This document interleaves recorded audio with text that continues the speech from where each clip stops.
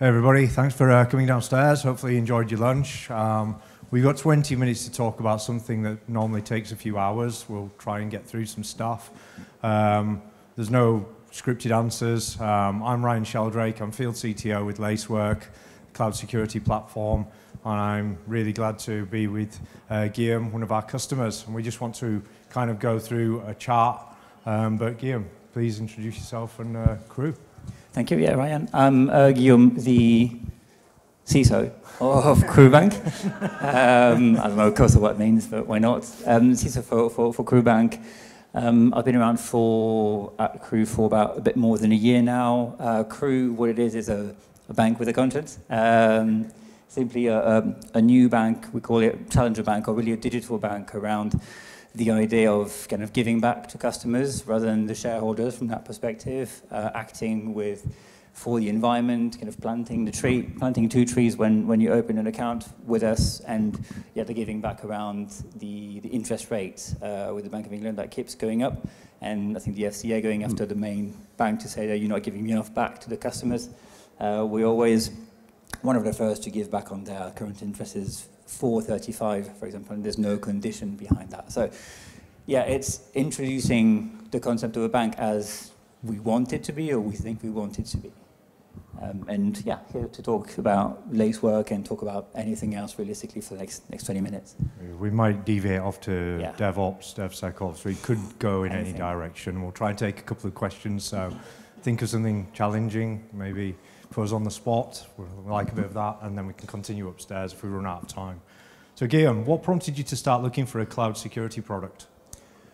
The first reason is that we spent about 4 years trying to get a banking license with the FCA and the PRA, running a prepaid program before that, but realistically, when we finally managed to get that license, there was a big kind of moment of maturity. We need to be really, really good at what we do. We need to be very safe and make sure that the customer's data is really safe with what we have.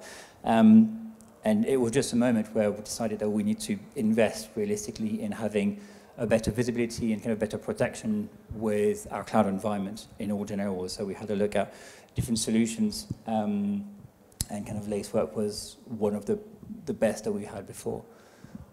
Yeah. That's great. Let's not talk about tools all the time. So people and teams, getting this thing actually going. What was your position, team size? Were you challenged with that? What was that journey like? I think we all challenged in security with the size of our teams. Still are, really, at Kroo, but I think in general, with all the different companies, it's the same aspect. It was all about what do we get back with that solution for the team that we have on there? What are the things that put us the most at risk, and what are the things that we need to fix from that perspective? How do we integrate that into what we do? And how do we make sure that we find a solution that protects us but also doesn't deviate us from the actual thing that we want to do, the actual thing that we want to achieve with the bank? So keeping that productivity, but also adding that visibility and that protection.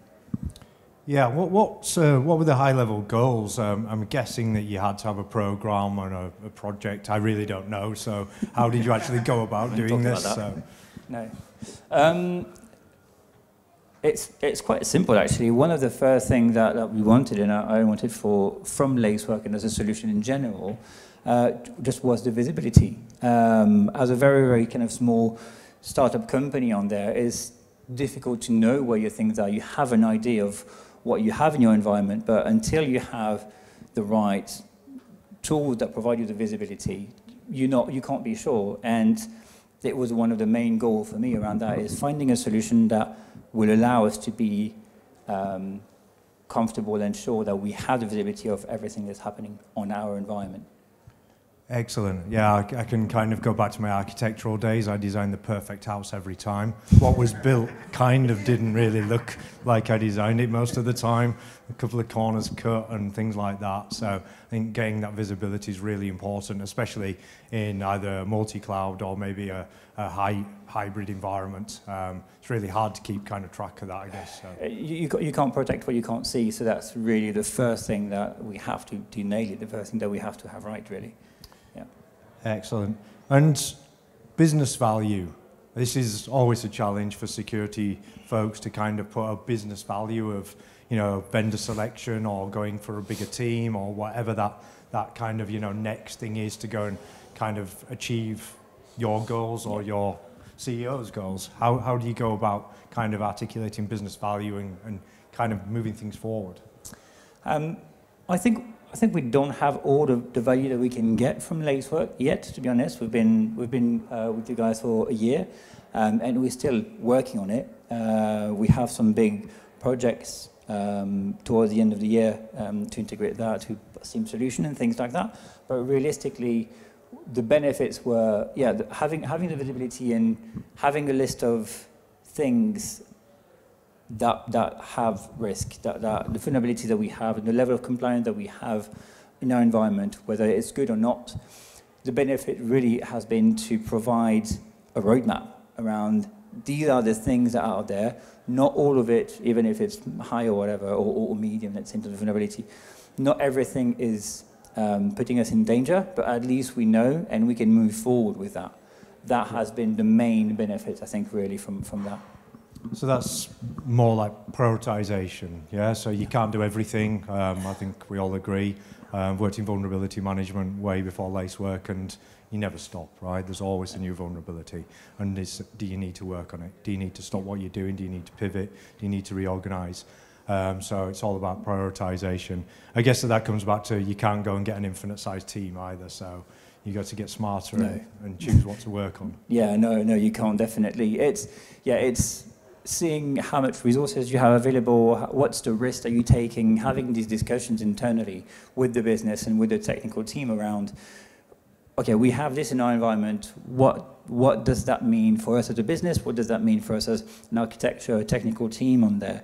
And what can we do about it? Is it the right moment to do that? Do we do that later? Should we do that yesterday? All these kind of things. It's a decision-making engine, realistically, that provides that. So when you're working with the teams, I guess the DevOps, Agile, and all of the rest of the names for working practices, how have you found getting security into the teams rather than just being a top-down function? Challenging, can I say that?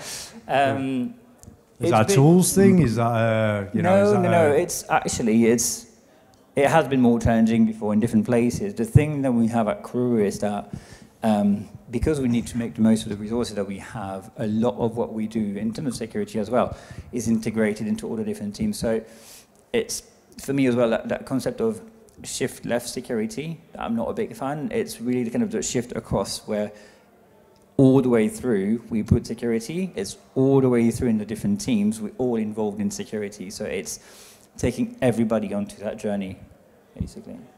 And cloud native, containers, Kubernetes? Not yet. No, but okay. No. But still containerized environments and things moving around all of the time. So I'm guessing that you're trying to shift something into CI/CD pipelines and things like that. So how did you go about that? Because do you have a central pipeline? Does the teams own their own pipelines? What kind of setup do you have at Kroo? Yeah, a central pipeline on there.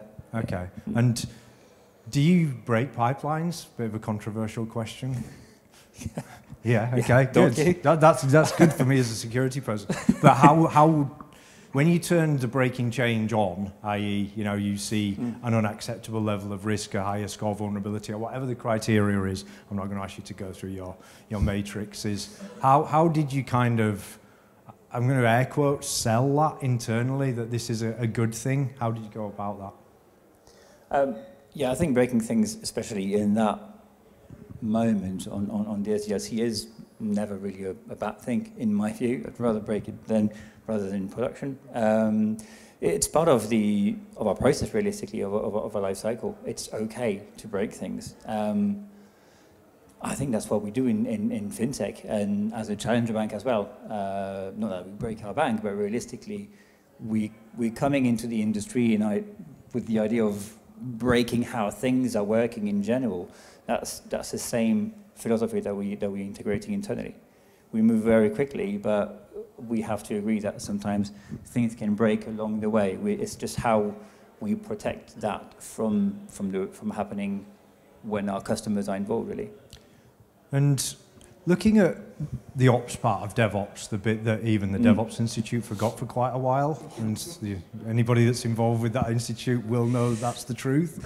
The runtime bit is how if there's an incident, who picks it up, and because that's shifting left's all well, yeah, but the ops part's the bit that runs the business transaction. How would you kind of respond to that as an organisation? Going into details there. I know. Incident response in general, I think it's the same pretty much everywhere. We're very much hands-on from the very beginning, from the engineering aspect. I think it's because historically that's how we've done things. Our engineers are really good.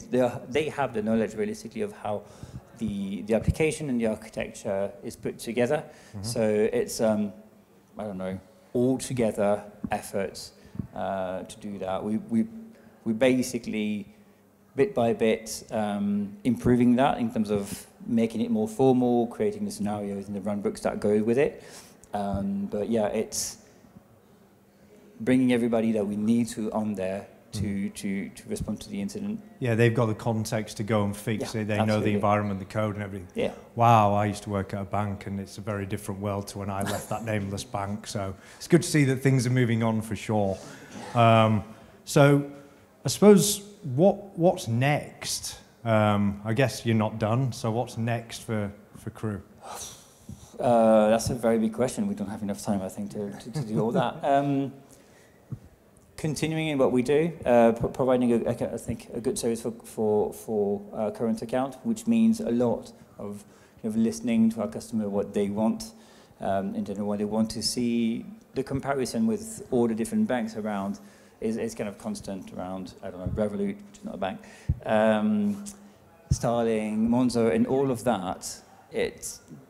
Customers have expectations, and it's on us to build that and to bring that to production, bring that to reality for them, which means that internally in the product team and engineering team, there's a lot of things kind of happening all the time. Yeah. A lot of things that are being built, and as you say, break sometimes and then continue. Yeah. Seeing what we can do for the customer, what product we can, what services we can provide, how we can bring that to market as quickly as possible. The flexibility and the scalability is very, very much at the core of our business, but at the core of the industry as well, realistically. Okay. Great. You just reminded me of something else. So we've looked at the shift left, we've looked at the ops part, and what about group risk and control, so compliance and things like that? I guess now you've got your banking license and you are a bank, that's part of your world, and what does that look like at Kroo, and how do you go about kind of keeping up with that as things constantly need reattesting and the frameworks evolve quite a lot? Yeah. Regulation as well. Same as for the bank. Realistically, everything is growing up at the same time. Back a few years ago, we used to have, I don't know, a risk register that was on the spreadsheet. Things are evolving. We're getting more automated around how we deal with that, how we integrate it, but also how we test it in our environment, how we integrate kind of the policy statements into our processes, into our procedures, how we make sure that, how we verify these ones, how we assess our controls, if they are still relevant, if they are efficient, how we make sure that we verify that what we do fits our regulatory obligations and compliance in general, but also at the same time the product aspect and customer. So it's embedding risk management and kind of compliance into all of it. It can't, same as for security, it can't work if it's on the side. It needs to be very integrated on there. It means that it takes more time than you want to, because the slowest part of change is people, definitely, not the technology. That's not going to change, but that's just how things are realistically. Even in fintech, where things go very, very fast, people are still the slowest part in terms of change. But it's making sure that we involve everything, we integrate everybody when we do a change, whether that's security, product, compliance, or risk, or anything like that, to just move all of us in the same direction. Excellent. I told you I'd go off script. I've now closed the script, so here we go. Completely. What are your thoughts on auto remediation? There's both. It's good and bad. This is not on the script. Yeah, no. So. There is, for me, auto remediation is fine, but there is always a risk of what are you when you're going to break. How confident can you be around auto remediating something? No. I'm okay with auto remediating if you do that in a different environment. Let's say if you want to auto remediate something, spin up a Phoenix environment, do the test, do the auto remediation, run some tests against it, see if it breaks or not, and then integrate it into what we do. Otherwise, we're in a business where we cannot make a mistake. We cannot impact our customers and say, well, your money is not available today. Sorry about that. So, a very, very big pinch of salt. I know that our risk team would be, no, not quite on there. So, yes, auto remediation in a controlled environment before it touches anything else. Definitely. I'm with you, but I know it's a very divisive subject. Do you think there's a problem there? Do you think there's a problem in the banking industry with being more scared and more scared to and more penalised by changing things and getting things wrong than securing them? I think so, because if you don't secure it, you might get away with it for some time until it's a probability. Yeah, exactly. Absolutely. But if you make a risk and break something, everybody knows. straight away you have an issue. So yeah, the risk aspect, the risk appetite on there would tend, it hurts to say that, but would tend to be less secure than actually take the risk and change something. I think looking at auto remediation of something that's very defined and with high context, so you identify something at the hash level that you know is malicious, you can take a very certain action and quarantine that file or whatever that might be with fairly low risk of an entire availability problem.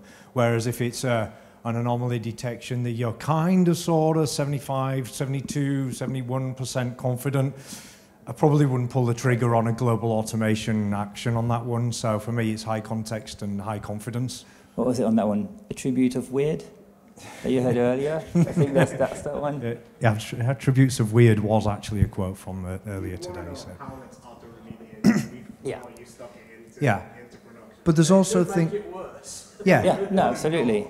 But then if you take it away from the threat and look at the risk management side, so if you look at a control in ISO or NIST or whatever it is, to be compliant, it has to have a certain number of attributes in a certain state, right? If they're not in a state, you can fairly confidently switch them to that state knowing that it's unlikely, maybe not impossible, but more unlikely that you're going to take that service offline. So I think it's a very different thing to approach auto remediation in the risk space than the threat detection space.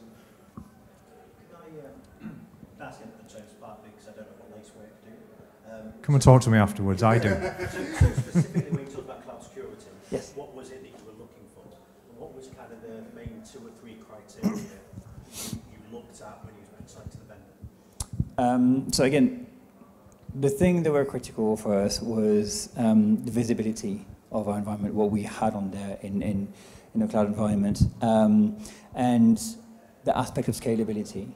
The challenges that we've had really, or the things that were making the difference were how much of that, in a way, can kind of run on its own, or how many people would you need to maintain that solution? Because we don't have that many. It's just, even without the people, we don't have that much time to allocate to a brand new technology that we didn't have before, where our workload is not going down realistically. So it's... How many custom rules approximately did you create, do you know, as a team? At the beginning? Yeah. Oh, 0. Yeah. Honestly, we launched it with 0, and it's just it's an ongoing thing. We're not where we can be with that. Again, as I said, we have a lot of work coming in Q4 with Lacework around reducing the number of kind of false positive. Yep. Because every solution creates that type of thing. There's some alerts that keep coming back, and we know what they are, so we're fine with it. But it's making it work on there. It's all about, again, the prioritization. It was finding a solution that would provide us protection and visibility in our environment, and that was able to run with minimum maintenance on there, some configuration and then minimum maintenance behind it, because at the time we didn't have the luxury to spend too much time on there. Now we're getting bigger, we're getting more, resources in place. We've grown our employees more than 100% in the last 12 months. We have more time now, and so now we're doing that. We're looking at reducing that noise that we have. We're looking at deepening the role that we have and the customer role that we have on there. Yep. We couldn't do that last year, but the solution still managed to run kind of on its own and provide us the things that we wanted to, the visibility and all of that. We can do a lot more with it, definitely, but right now, for that, in terms of risk approach, that was sufficient at the time on that.